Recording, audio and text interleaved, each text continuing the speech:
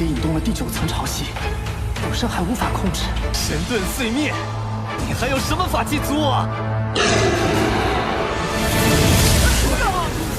有死人才能离开这里。血溪宗，血雷少主，曾经出过一个叛徒。这绝不可能。 Pada episode sebelumnya kita sudah melihat proses perjalanan Xiaochun di jurang yang jatuh. Kali ini dia bersama dengan setiap murid dari sekte aliran roh berusaha untuk mengumpulkan nadi bumi. Xiaochun melanjutkan perjalanan panjangnya dengan adik Waner yang pernah dia kalahkan dalam kompetisi beberapa bulan yang lalu. Saat ini lawan Xiaochun tidak lagi para murid sekte dari sisi utara, tapi murid-murid sekte terutama para Tianjiao dari ketiga sekte di hilir sungai Tongtian. Salah satu yang paling berbahaya di antara ketiganya adalah Song Qiu dari sekte aliran darah. Nah, singkat cerita setelah melewati perjalanan panjang, Xiaochun malah mendapat perhatian luar biasa dari roh jahat berkat pil pemancingnya yang begitu menawan. Kini dia harus berlari untuk menyelamatkan hidupnya sambil membangun pondasi.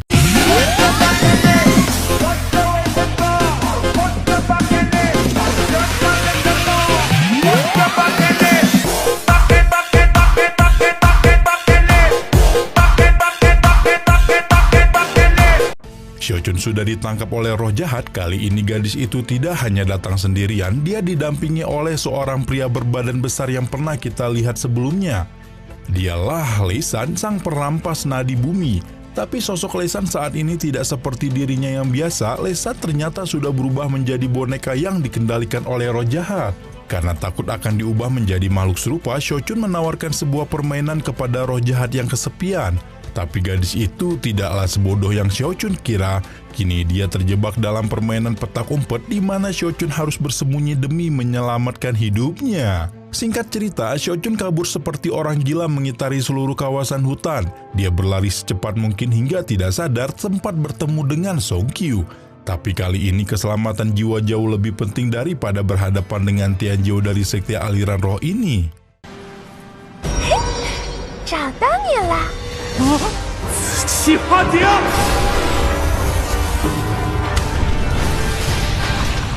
Meski Tungku Ziku Ahua sama sekali tidak berpengaruh, tapi roh jahat kelihatannya sangat tertarik dengan pil wangi buatan Xiaochun. Kesempatan tersebut dimanfaatkan Xiaochun untuk kabur sekali lagi menyelamatkan dirinya. Orang kedua dari sekte aliran darah yang Xiaochun temui adalah Su Xiaoshan. Orang ini sama-sama memilih untuk merampok nadi bumi dari sekte lain. Setelah Xiaochun tidak sengaja menabraknya, Xiaoshan menargetkan pemuda itu sebagai mangsa untuk dirampok, tapi dia malah jadi tumbal kejar-kejaran roh jahat berkat kecerdasan Xiaochun.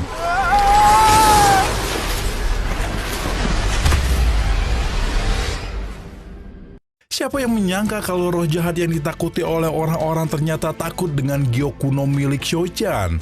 Xiaoshan saat ini malah takut dengan Xiaochun yang sudah dikontaminasi dengan roh jahat. Jadi dia pun mengeluarkan bom asap roh gentayangan sebagai ancaman. Pendeknya kedua orang itu saling beradu harta karena masing-masing memiliki efek counter khusus. Hingga pada akhirnya Xiaochun yang juga seorang kolektor harta karun berhasil memenangkan pertarungan adu harta kali ini. Karena merasa malu, Xiaoshan memberikan Gyokuno tadi sebagai bukti kekalahannya. Namun Xiaochun juga tidak mau menerima sesuatu secara cuma-cuma, jadi dia membalas pemberian Xiaoshan dengan pedang roh terbang. 不会白拿你东西，列灵飞剑就送你了。 回见。 Tak lama kemudian Xiaochun beralih menuju puncak pembangunan untuk berkultivasi. Di dekat sana sudah terlihat ada Song Qiu yang sampai menggunakan kompas darahnya. Tapi udah capek-capek naik kok botol ajaib nadi bumi Xiaochun malah kosong. Ternyata semua isi malah dimakan oleh anak angkat Xiaochun Tidan. Berbagai usaha sudah Xiaochun lakukan agar semua kerja kerasnya bisa dikembalikan namun nihil, hingga akhirnya telur besisik itu tiba-tiba bergetar dan melakukan proses fluktuasi roh. Di saat yang bersamaan tepat pada puncak yang berbeda pula, Song Qiu terlihat sedang berkultivasi juga. Tak berapa lama kemudian langit menunjukkan gejala gelombang pasang yang mengerikan.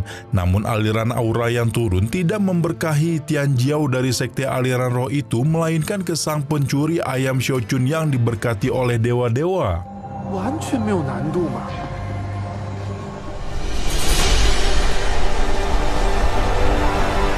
proses pembentukan gelombang pasang ini tidak dianggap sulit sama sekali oleh Shochun. Dia memahami segala metode yang dibutuhkan, yaitu menyerap aura bumi dan menyatukannya ke kekuatan spiritual.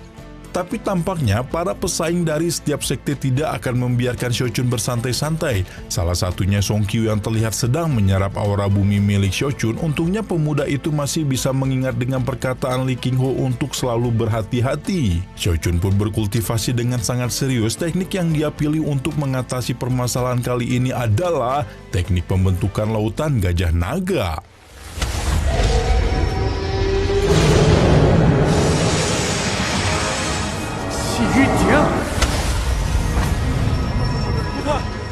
Orang-orang tahu kalau yang bisa menggunakan teknik pembentukan lautan gajah naga di hilir sungai hanya Shochun sendiri.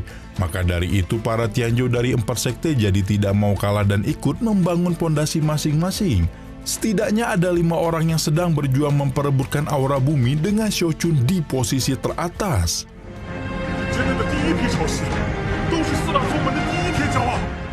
Akhirnya Shochun menyelesaikan lapisan keempat dengan proses yang bisa dikatakan lancar.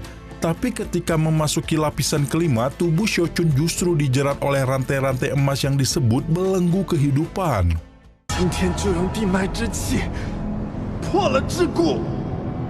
Selama Shochun terjebak di antara jepitan belenggu kehidupan, aura bumi yang sudah susah-susah dikumpulkannya malah dicuri oleh orang lain.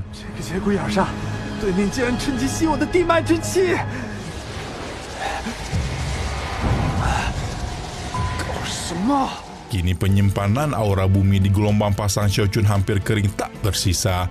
Melihat hal ini, Tidan tiba-tiba terbang dan pergi ke suatu tempat untuk membantu ayahnya. Ternyata, si telur bersisik ini pergi ke tempat Songqiu yang sedang berbangga hati. Ketika Songqiu lengah, aura-aura bumi yang ada dia dapatkan dari Shochun dicuri lagi oleh Tidan. Telur bersisik pelangi itu pun kembali lagi menuju tempat ayahnya berkultivasi sambil melompat-lompat.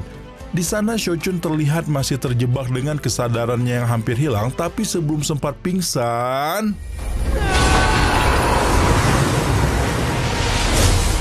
setelah belenggu kehidupan berhasil dilepaskan, gelombang pasang Shochun bisa kembali mengalir menuju langit.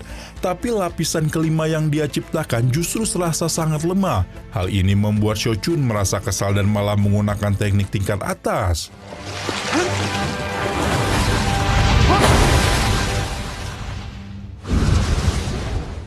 Hasil dari teknik tersebut membuat Shochun bisa naik ke langit ke-6, tapi tetap saja aura yang dipancarkan oleh gelombang miliknya terasa sangat lemah. Untung saja Shochun teringat lagi dengan pesan-pesan penting Li Qingho, kalau sudah begini maka yang dia butuhkan adalah penggunaan dari teknik rahasia andalannya.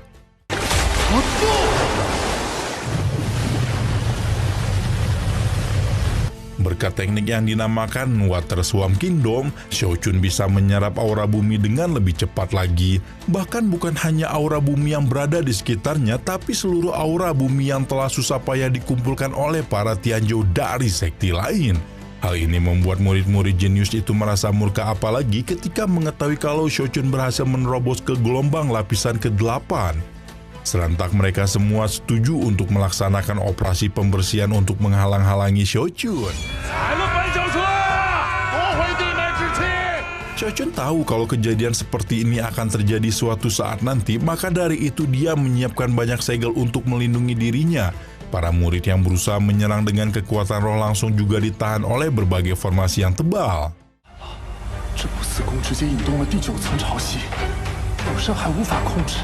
Shochun jadi orang pertama yang berhasil membentuk lapisan ke-9. Kini tinggal hitungan waktu saja bagi orang itu untuk mencapai puncak nadi bumi yang diidam-idamkan.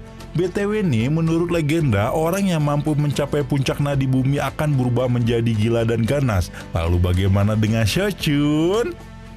Pertama-tama kita lihat dulu bagaimana para murid Tianzhou dari masing-masing sekte bekerja keras. Jidao dan Fang Lin terlihat sudah tak mampu lagi membangun fondasi aura bumi. Untung saja latihan tubuh keabadian yang Shochun lakukan mampu menambah keuntungan pada proses kultivasi. Oh iya, untuk Jidao dan para Tianzhou lain yang gagal tampaknya tidak mau membiarkan kemulusan murid sekte lain untuk membentuk fondasi.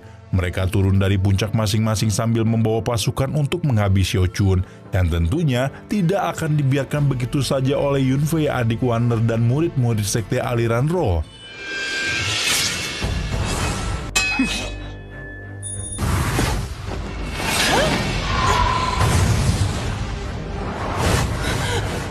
Sayangnya yang namanya Tianzhou memang sangat hebat. Sulit bagi murid-murid biasa sekte aliran roh untuk menahan gempuran musuh. Meski begitu, Yunfei yang sudah terluka parah masih berniat untuk berdiri dan membalas budinya kepada Xiaochun. Sebelum Yunfei benar-benar menjual jiwanya untuk menahan Jidao, Han Li sudah tiba lebih dulu untuk membawa serigala singa miliknya yang sangat ganas. Di sisi lain, kondisi adik Wanner juga sama sekali tidak baik-baik saja. Dia sekarang terjebak oleh belenggu Fan Lin dan disiksa tanpa ampun. 若他完成9层潮汐，成就地脉巅峰，也必定和800年前的无极子一样。 Ketika Xiaochun sedang berjuang demi masa depan sektenya, murid-murid sekte aliran roh yang kian waktu terus terluka masih berusaha melindunginya. Hingga tiba saat di mana Fan Lin berhasil mencapai garis pertahanan terakhir dari murid kemuliaan ke-10 itu. 神盾碎灭，你还有什么法器阻我？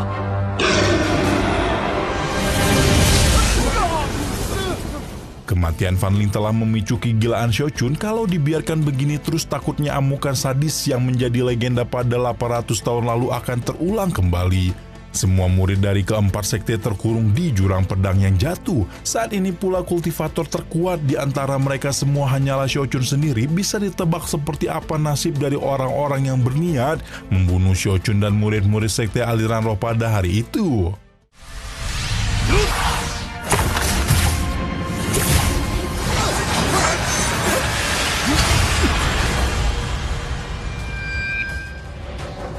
想杀我？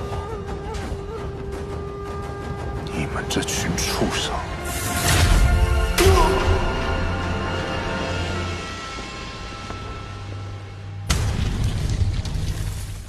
Tapi kelihatannya kesadaran Xiaochun masih cukup kuat untuk mengalahkan kegilaannya. Pemuda itu segera menghampiri Yunfei dan menyembuhkannya.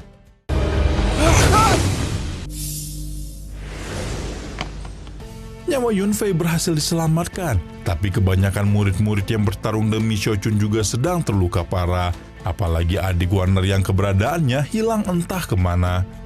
Xiaochun tiba di hadapan Songqiu. Kali ini dia akan menagih keadilan untuk teman-temannya yang terluka karena ambisi Songqiu. 有我白小晨在，休想出击！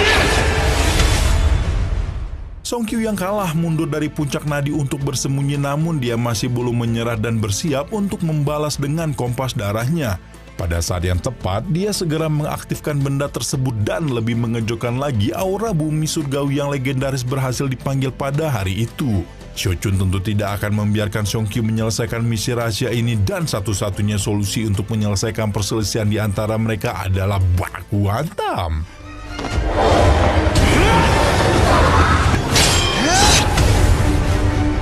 Songqiu memutuskan untuk menghabisi Xiaochun dengan teknik rahasianya, ranah pembantaian darah bentuk pertama pedang penghancuran.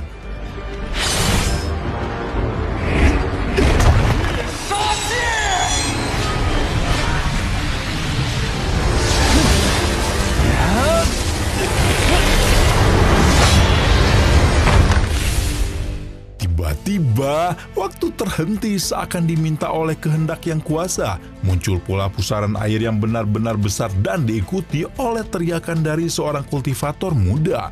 Kala itu Xiaochun menggunakan salah satu teknik tertinggi yang disebut Water Swarm Kingdom.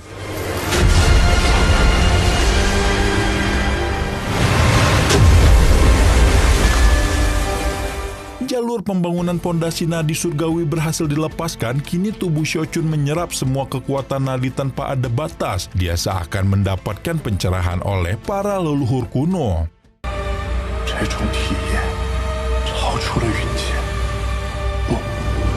Xiaochun turun memberitahu murid-murid sekte aliran roh untuk meninggalkan jurang pedang yang jatuh. Urusan pencarian adik Wanner yang hilang akan diserahkan kepada dirinya. Xiaochun berteriak sambil memanggil nama adik Wanner dengan keras. Namun, di tengah perjalanan dia ditemukan oleh roh jahat yang tubuhnya sudah terbebas berkat kemunculan nadi bumi surgawi. Gadis itu memang bisa dihalau oleh Gyokuro pemberian Shoshan, tapi sepertinya perubahan wujud telah membuatnya bisa mengeluarkan kekuatan roh yang lebih besar lagi.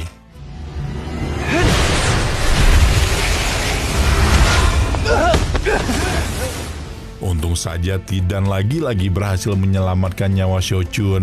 Tapi di akhir adegan setelah kepergian Shochun, kita bisa melihat adik Warner yang berdiri dengan postur aneh. Begitu pula dengan tatapan matanya yang berubah namun sulit untuk dijelaskan. Di bagian luar terlihat kalau para tetua masing-masing sekte sedang menunggu murid mereka untuk kembali. Sang gadis roh jahat mengumumkan kalau nadi bumi surgawi telah berhasil direbut oleh salah satu kultivator, membuat perasaan setiap tetua menggebu-gebu untuk mengetahui siapa sosok yang dimaksud. Yunfei kembali lebih dulu untuk memberitahu kejadian yang ada di dalam jurang pedang jatuh. Dia bersama murid-murid lain keluar secepat mungkin karena tanah suci pembangunan pondasi akan hancur sebentar lagi. 这是白氏树的储物袋。小春。 Beberapa hari kemudian, Sekte Aliran Roh memerintahkan murid-muridnya untuk mencari keberadaan Shochun, seorang Tianzhou yang tidak hanya berhasil menciptakan berbagai keajaiban, tapi juga mencapai nadi bumi surgawi. Kehebatan Shochun juga diakui oleh kera bicara dan muridnya Hanzong. Kera bicara tahu kalau bakat Shochun akan menjadi bumerang untuk keselamatan dirinya sendiri. Maka dari itu dia memerintahkan Hanzong untuk pergi memberikan gulungan obat Sekte Hanmeng yang legendaris. BTW di mana Shochun saat ini? Setelah kejadian di jurang pedang yang jatuh, Shochun diteleportasikan menuju rumah keluarga Chen yang sudah hancur porak-poranda. Dia masih bersama dengan Tidan yang sepertinya melemah karena kekurangan kekuatan spiritual.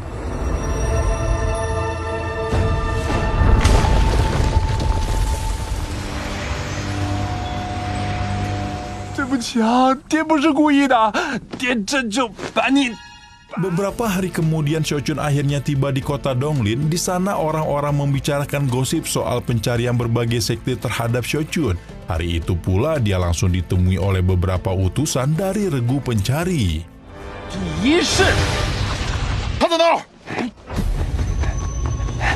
Para utusan dari sekte aliran darah dibunuh secara misterius, tapi kita tahu kalau Shochun sama sekali belum bertarung semenjak berada di kota Donglin. BTW selain mengirim beberapa utusan lemah, Sekte Aliran Darah juga mengirim seorang wanita yang dikabarkan telah mencapai gelombang pasang lapisan ke-9. Dialah Dusume yang sekarang berhasil mencegat Shochun di tengah jalan.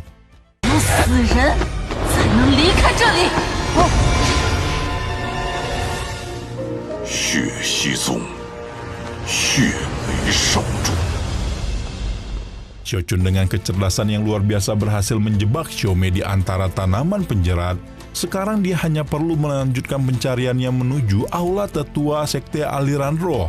Nah, di perjalanan Shochun merasa ada yang aneh dengan pengejaran dari ketiga sekte. Dia sama sekali tidak menemukan musuh, tapi ada banyak jejak pertarungan yang muncul di setiap jalan yang dia lewati. Ketika Shochun sedang beristirahat, dia sempat bertemu dengan sosok Ling Fei. Saking kagetnya, Shochun menganggap semua ini sebagai mimpinya. Tapi tampaknya Ling Fei masih belum ingin bertemu dengan Shochun dulu. Dialah orang yang selama ini melindungi pemuda itu dari belakang. Untuk saat ini, mereka berdua harus berpisah selama beberapa minggu hingga takdir mempertemukan mereka kembali. Shochun pingsan sambil mengingat sosok Lin Fei dan terbangun di atas kaki Li Qingho. Shochun bertanya dengan semangat soal keberadaan Lin Fei. Sayangnya pemuda itu tidak mengetahui kalau Lin Fei ternyata merupakan pengkhianat dari puncak Xiaoyun. 香云山曾经出过一个叛徒，这绝不可能。